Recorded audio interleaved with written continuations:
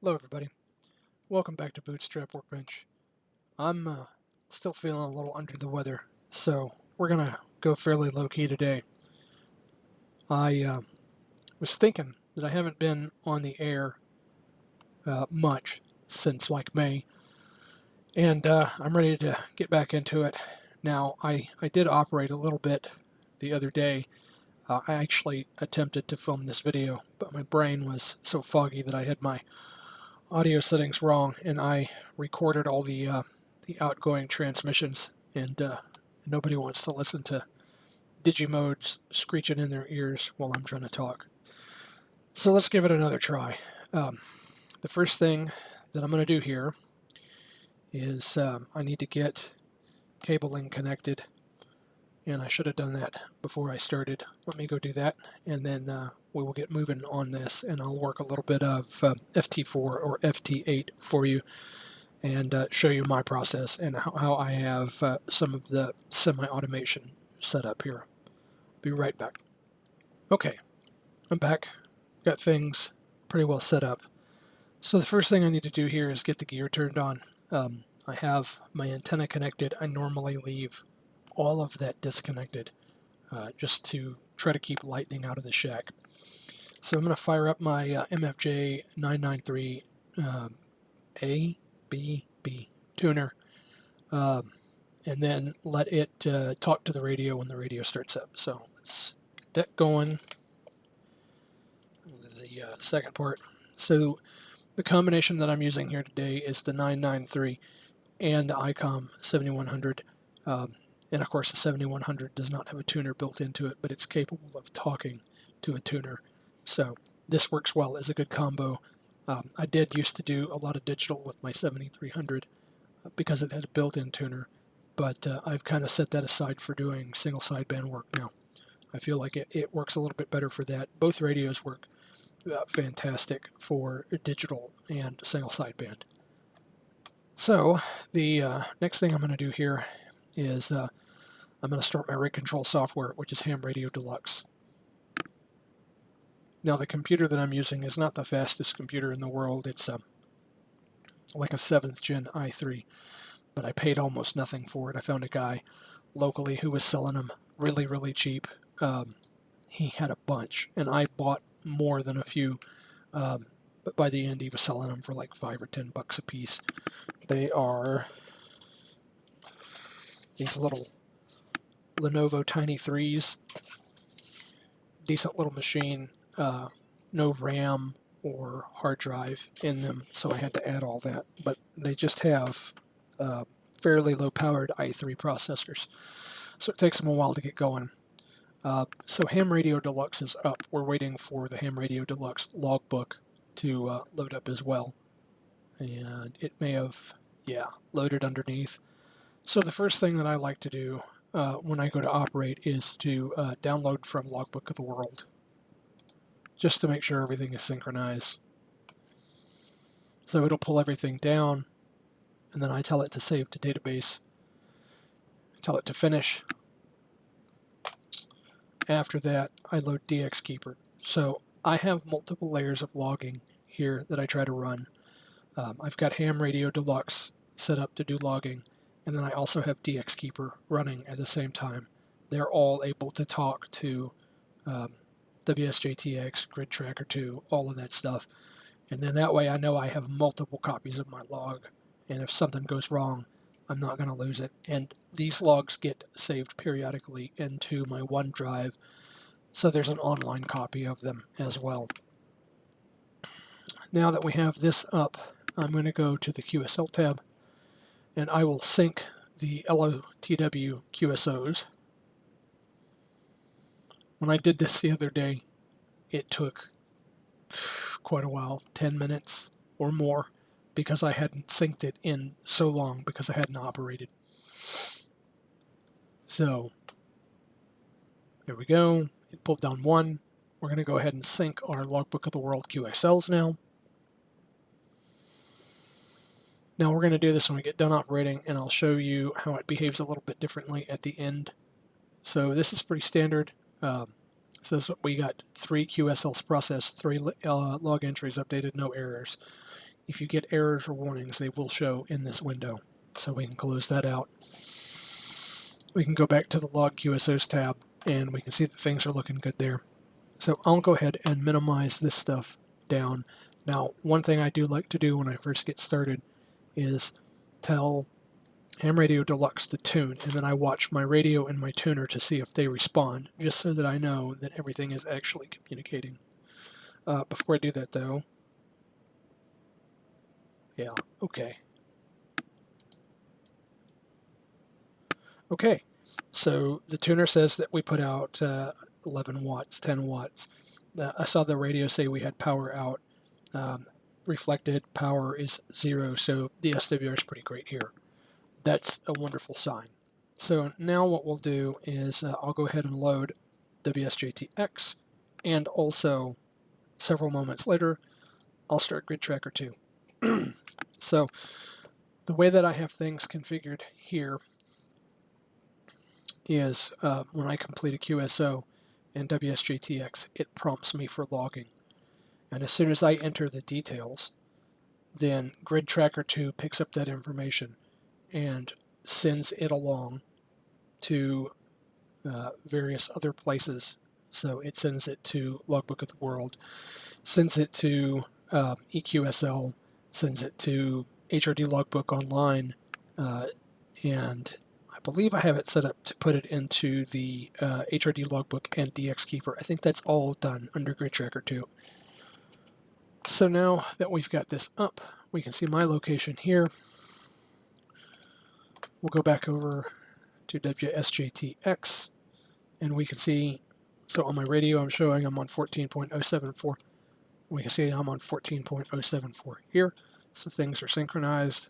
That means WSJTX is communicating with HRD, and we can see that we're getting decodes, so that's a good sign. Now I would imagine at this time that 20 meter is going to be pretty packed, so I don't know if we'll find a clear slot to operate, but let's go take a look at the waterfall. Yeah, that is fairly packed. Let's go take a look up here. So if you see the red and the green, it means that my transmit and my receive are locked together. One thing that I do is I put hold TX frequency. Let's go ahead and see if we can work VE5DX. So looking over at the radio, I can see we've got power out. I can see also on the tuner the same thing. The reflected is 1.6 watts. We're at 1.2 SWR, which is pretty good. Now if I cycle through, I'll have to wait until we transmit again. I'm going to check my ALC. And on ICOMs, the preferred setting for ALC is somewhere between 3 and 5 on the indicator, just to make sure that you're actually fully driving the transmitter. Conventional wisdom on HF rigs is that you want to run them at none or just barely any ALC indication. And that is true on other brand rigs, but on ICOMs they want a little bit more drive. Now, there are a few different ways that you can have this set up. Let's change here and see if we can work somebody else. So for power control, and it's behind my picture right now, but there's a power slider. You can adjust that up and down. That adjusts the audio drive level into the transmitter. With that, you can set your ALC, but it also sets your transmit power level. Now, the reason that I run, and WSJTX is capable of controlling the transmitter directly. The reason that I use Ham Radio Deluxe is so that if I'm operating remotely, I can come in here and adjust my RF power slider and have more granular control over the power while still properly driving my ALC. It seems like maybe they're not hearing me. I know I'm still putting out power, and I know my SWR is still good. Oh, there we go. So CE2LS is responding to us. Now I'm sending my response back. So let's see what happens with this contact. So on your digital modes, Everything is done by the computer except for the logging. And it's a simple back and forth. So you exchange grid squares, you exchange signal reports, and then you can exchange your RR73 and your 73. And that completes the QSO. I like it. I know a lot of people say it's pretty boring, but I like it in the sense that it's something that you could just walk away from pretty easily if you had to.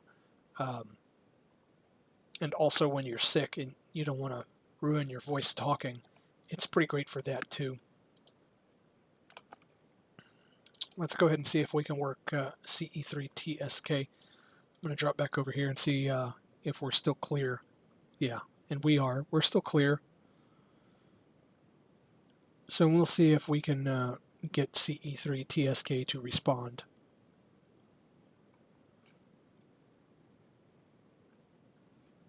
And I am not transmitting for some reason. All right, let's hop back over here, make sure we're still clear. And let's try to engage this again. Or not. Sometimes you just don't get any decodes.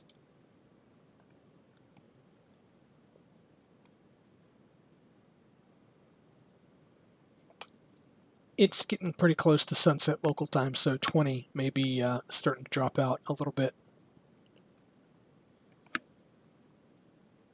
But we'll give it another cycle, and if we don't get anything, we'll move to a different band. There we go. Let's see if we can get WB to PCV here. Our waterfall's still looking good. Let's go take a look at the Grid Tracker 2 display. So one of the things I like about Grid Tracker 2 is it'll show you where you're at, it'll show you where other stations are at, it'll show you stations you're calling or stations that are calling you. So it is pretty flexible, and it, like I said, handles a lot of that communication in the background.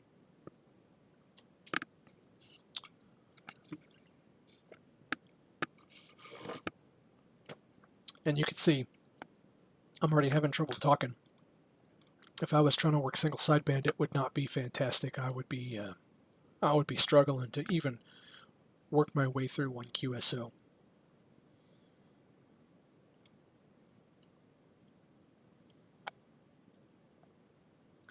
So one of the things that I do like to do when I'm calling somebody is I'll try to give 3 calls, and if I don't get them in 3 calls, then I'll move on to a different call, or I'll start calling CQ or something along those lines.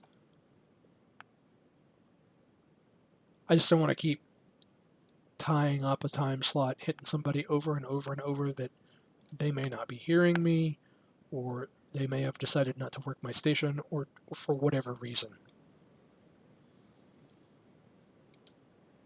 So I'm going to go ahead and halt my transmitter here.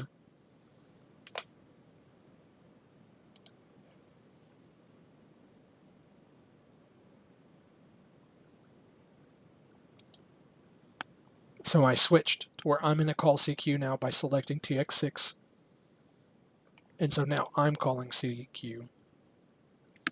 I just looked over and my ALC is in between 3 and 5, so it's exactly where I want it to be, which is perfect. So we'll call CQ a few times and we'll see if anybody responds. If not, we'll switch to a different band. We'll see if we can work somebody else somewhere else. Oh, there we go. So let's go back to working WB2 PCV since I had already been calling that station. And then after that, we'll come back and we'll work W3 SWM. So what I will tell you here is when you have multiple stations trying to work you have to be careful, because you can get into a situation where WSJTX won't do the logging correctly. The easiest way to get around that is that once you're working somebody, continue through the QSO with them. Because if you try to switch back and forth, you'll get to the point where you'll have sent your RR73 or your 73, and then WSJTX won't pop the logging window. And a lot of times you're in a hurry to work the next station, and you just forget to do it. Now, there are ways to go back and reconstruct the QSO, but it's better to not do that in the first place. All right, we're going to go ahead and move to W3 SWM. So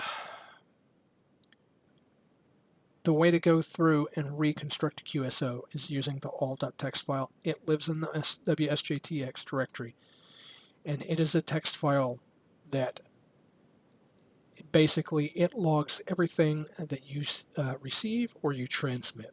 And so by going back in there, you can look and sort of reconstruct a QSO and put it into your local log and then upload that to the services like Logbook of the World and QRZ. But it can be kind of a pain to do it. So like I said, it's better to just get the logging right in the first place.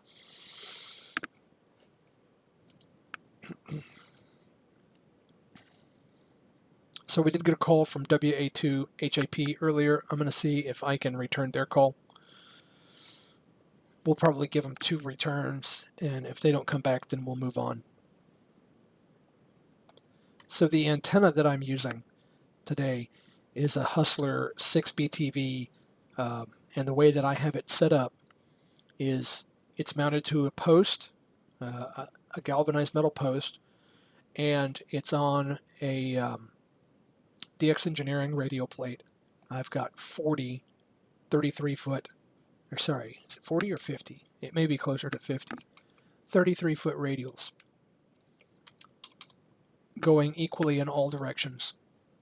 And I have the add-on kits for 12 and 17 meter so that I can add those work bands in. And the antenna works really quite fantastically. I like it a lot.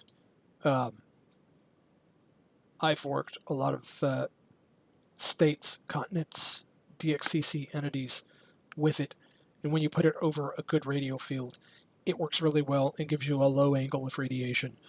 The couple of issues that I've had with it is it doesn't get out as well, of course, down on the low bands, so 40 and 80. On 80, it's very narrow. Now I have the antenna tuned so that it's resonant on 80, right on the FT8 frequency. I can, using a tuner, get it to work on the FT4. Well, actually, I think that's the same frequency. But it is very, very narrow, like less than 5 or 10 kilohertz. So that's one thing to be aware of. The BTV antennas are not going to be great for trying to operate like single sideband voice nets if you are down on like 75. If you were to put that antenna in 75, you could probably get good coverage for 1 or 2 nets, but you're not going to go all across the band with that thing. So it looks like we did end up getting W4 TKW here. So let's see if we can get this QSO completed. Apparently I'm pretty weak on their side at -24. But I did get my RR73. Alright. So I'm going to do +21 and -24. That's all looking good. Let's go ahead and do a band change. We're on 20. I think I want to go ahead and pop to 17 real quick and see what's going on over there. There might still be a little bit of traffic on 17. There might even be a surprise or two there. Oh, I got a final 73. That's pretty cool. Okay.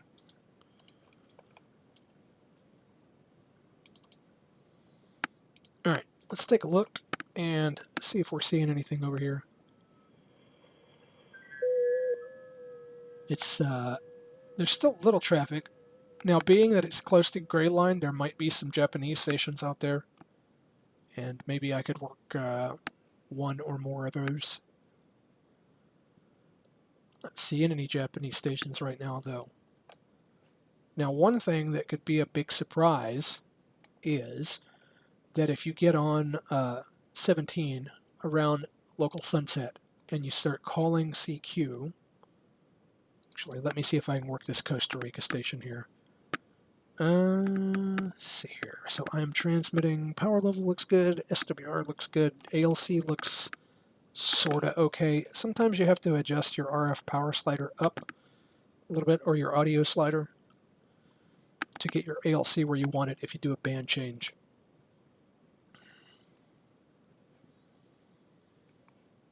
Yeah, and they're not hearing me. Or they haven't decided to respond yet. We'll see. Here in just a minute or two, we're going to move on to some logging details, and I'll show you how that works.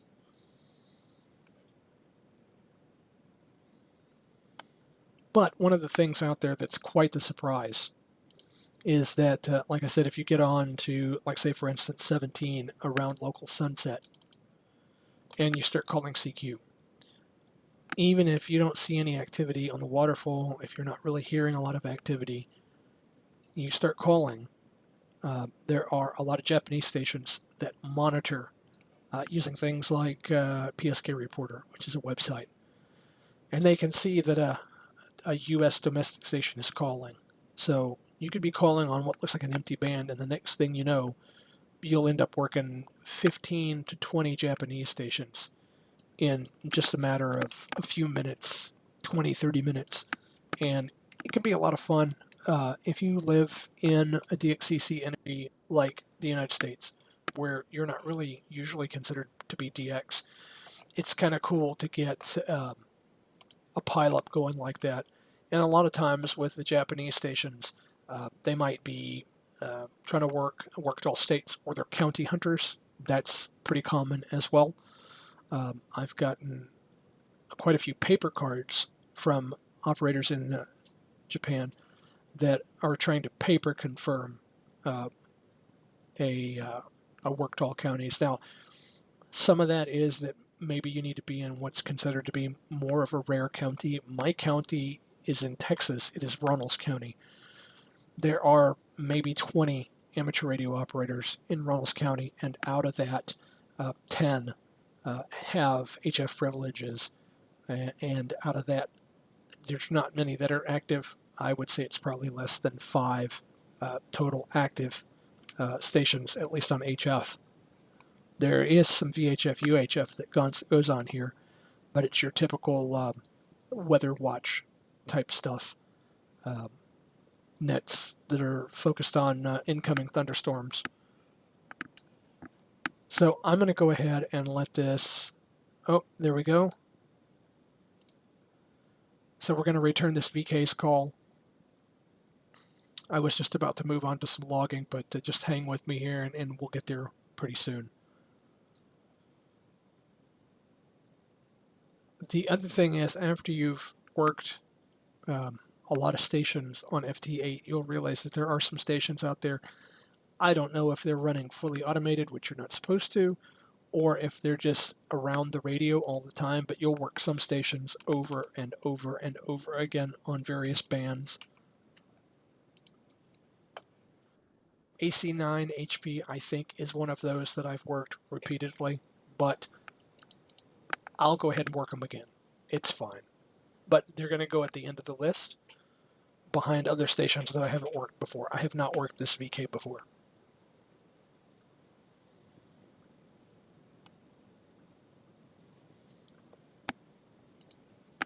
I can hear the fan kicking up on my 7100 here, so we're about to give it a break. Although, running digital modes, specifically the FT modes on the ICOM, they are rated to do it pretty much full power, full duty cycle for hours and hours on end. ICOM has confirmed that they are rated that way. I've run them that way for years. It works just fine. But normally I have a lot of air conditioning going in here. My wife is not feeling well. She's got the same bug that I got, and she's trying to sleep in the next room, so I have the door closed, so I'm not getting any air conditioning in here. All right. So now we've worked a few stations, and we can even look at that by going back over here and popping open our QSO window. We can see that everything here on the 16th is what I've worked today. So that's looking pretty good. And I can see that some of them, most of them, have in fact already confirmed. All right, so what we're going to do is we're going to go back to our HRD logbook, and we'll do a download again. Now, you can keep an eye on the queue status for for Logbook of the World. There are times where the log queue, the processing queue, gets pretty long. If they're having systems issues, or like say at the end of the year when everybody's trying to submit logs, there are a lot of people that they don't log as they go.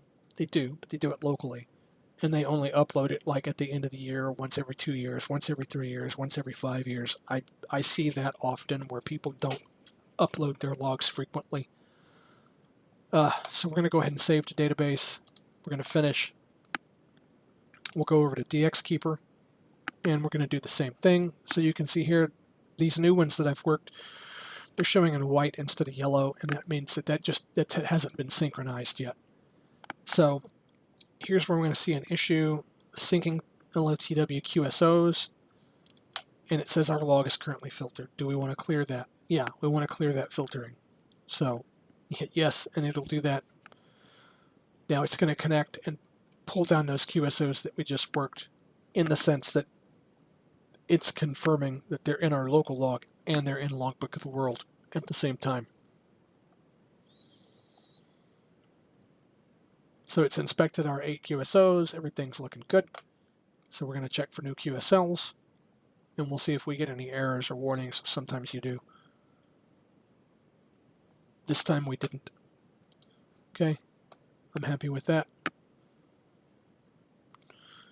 Now, let me bring this up here. I'm going to slide this across. So this is PSK Reporter. I've got it set to show my call sign, all modes, last 2 hours, where I've been heard. So that'll show you how well you're getting out. And at the top, it tells you what colors for what band. So for 17, it's a lot more local. 20, it's more generic coverage. All right, so we'll go over here to our Logbook of the World. I'm logged in. We're going to refresh it, and we can see that I have 27,500 QSOs. 21,666 have confirmed. I find that that's it's actually pretty decent numbers. It's probably between 87 and 89%. So we'll go over here to our QSOs. And one of the things I like to do, I set it for DXCC. I look at my most recent QSLs. Now, like I said, I haven't operated in a while other than the other day. So here's a good example, this K0YL. I've worked this station, I can't tell you, well, I could if I counted, this many times since I started at the end of December of 22. And they just uploaded, and it's 9/15 of 25. So this is somebody who doesn't upload their logs very often, and that's fine. Some people don't. But that's one of the reasons that you can have a big difference between those two numbers, between the number of QSOs and the number of QSLs. So over time, it will probably kind of close the gap if you stopped operating. All right, let's go over to QRZ. So you click here, you tell it to import from Logbook of the World. If you store your password, it's pretty straightforward. So 7 new records, 1 new confirmation. So I guess Grid Tracker 2 was a little confused. It does that sometimes as well. Oh, you know what? It's been long enough. What that's telling you is whether this person uses Logbook of the World or EQSL. That's what I was thinking of. The QSL column means that they've QSL'd. Okay. I got a little confused there. Like I told you, I'm still a little foggy here. All right, and so in QRZ, they make it pretty easy to see who has QSL and who hasn't. So by seeing that these are green, we can see that Basically, all of these QSOs are synchronized to Logbook of the World. They exist on both. So the star here, an empty star means unconfirmed. A filled star means that they've confirmed on QRZ. A filled star with a green circle around it means that it's been confirmed on Logbook of the World. The dot means that I've requested confirmation from them and they have not seen it yet. It goes under their incoming. So if we scroll down, we'll see a blue one down here somewhere. That means that I've sent a confirmation, or I've sent a request for confirmation, and they've seen it, but they've not responded yet. Now, when they respond, they can either confirm it or they can reject it. And that shows up as an unconfirmed, sorry, not an unconfirmed, a rejected. And those will be a red exclamation. Now, I don't know why we get these, because I don't make stuff up to put in the log. It's just that maybe, I don't know, they failed to log it, or they don't log their digital mode QSOs, or who knows, but they decided to reject it, and it is what it is. Sometimes you can reach out and email and say, hey, here's my log, can you check your log again? And sometimes they'll confirm, sometimes they won't. But really, there's so many stations out there that if they don't confirm, it just is what it is. And maybe it's one of those things where they're a real stickler for getting the RR73 or the 73 from you, and you sent it, but they didn't receive it, so they don't consider that a full QSO, even though by the application developers and the people that maintain the mode, the RR73 or the 73 is not technically completely needed, but some people want it, and that's the way it is. Okay, so once you're in a filter, you can click here to clear the filter. Get you back to that screen. I think that pretty much covers most of it, with the automation of Grid Tracker 2. And FTDX does this as well, although I don't use FTDX, so I couldn't tell you how to do it. But and I won't go into the section where you have it set up because stuff is visible in there, and I don't want you seeing my details. But you can go into the settings, into the logging tab, and set everything up. And you can get it to where as soon as WSGTX prompts for logging and you enter the details, as soon as you go past that screen, it's already sent to everybody, which makes it easy if you're a lazy logger like I am. That's always been one of my issues. I have a hard time keeping track of logging while I'm talking on single sideband. That's part of the reason that I put in the boom mic and foot switch setup, so I could be talking to somebody and logging at the same time by typing it into the computer. It's a lot better. It's still iffy, but I find that it works pretty decent. And I've got details on my boom mic setup in another video. I'll put a link to that in the description. But yeah, that pretty much covers it. That's basically how that works. FT4 is really similar. Your main difference between FT8 and FT4 is FT8 takes 30 seconds per cycle, but there's more margin there. You can decode a weaker signal. On FT4, it's half the time, so it goes a lot faster. You can make a lot more QSOs, but you've got to have that headroom there. You've got to have that margin because you're losing 2 or 3 dB points, and that's the trade-off. It's either slow and good for a really weak signal, or fast but not great for a weak signal. Although really all of the digital modes are kind of meant for a weak signal. A lot of these paths that I'm working, I just couldn't work them on single sideband. I can work domestic stations all day. I can work, Western Hemisphere stations pretty frequently, but I only have 100 watts. With 100 watts on digital modes, I can cover the whole world. With 100 watts on single sideband, it's pretty limiting. I do have an amp, but I don't use it very often, mostly for 75 meter nets where you might have a lot of QSB or something like that. You just need that extra oomph to be heard. Let's see here. Is there anything else? The awards tab.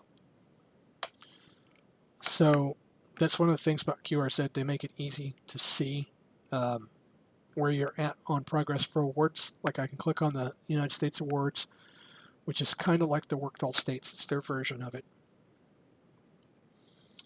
And then it takes it a minute to load, especially if you have a lot of stuff in your log. And I can see here that I'm still missing a few stations, or I'm missing a few band slots here and there.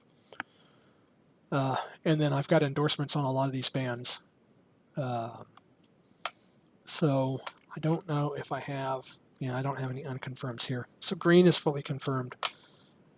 White, unhighlighted, means you haven't worked it yet. And then yellow means you've worked it, but it hasn't been confirmed. Now I know I've got some of those under DX World Award, the DX100, which is like the DXCC. So we'll pop this open here. And it'll take it a minute to load as well. So now we can scroll down and we see these yellows. That means that they're in the log, but they have not been confirmed. And that's fairly common. Now, there are times where you'll have worked someone multiple times on different bands, like I was saying. So let's see if I have any of those here. There's an SB1 and an SB8.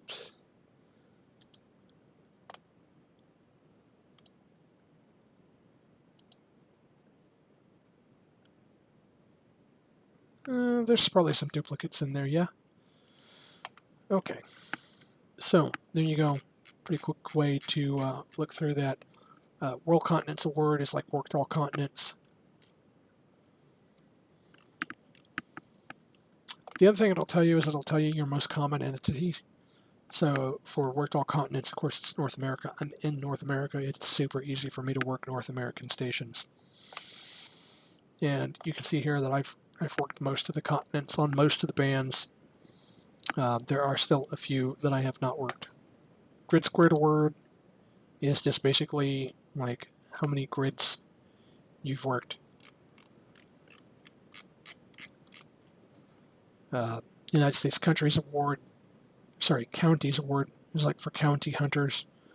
And then this Master of Radio Communications, they just basically break it down by continent.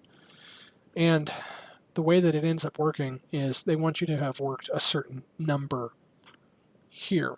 Now, this number, when you look at it, you're like, what does this mean? Because if you look, there's going to be more or less than 66. And you're thinking, what's going on?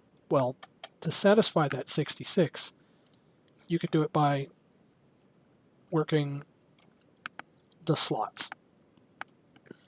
So this is a slot, that's a slot, that's a slot. So you can work France multiple times across multiple bands, and each time you do, it counts on that number. And so eventually you end up working enough that you get certified. Now, you can buy a certificate from them, or you can just say, hey, look, I've got the award here. Up here at the top, it shows you what awards you have. Now, the 12 days is like a seasonal thing, and typically it runs from December through the end of February. And that can be a little bit of a fun challenge. So it's easy in the beginning to fill most of the slots on most of the bands, but then you're looking at like 160 and 80 and 10 and 6. 6 can be a real challenge, but also that's the winter 6 season when you have a lot of sporadic E and there's openings that you can get in and work. So it's just a fun thing to get you involved in the band and working. And like here's a good example. I worked 54 different stations on 12/20 of 24. I'm sure that was a big sporadic E opening day. I worked a lot of FT8, some MSK 144. So, yeah, that was a fun day. But that's pretty much going to cover it for today. I'm hoping that by the time next week comes around, I'll be feeling a little better, and maybe we can get outside, get some antenna work done or something. But we'll just have to see where it goes. Thanks for hanging out with me today. If this has helped you or you found it entertaining, please give me a like and make sure to share and subscribe. And we'll see y'all next week. Thanks for watching.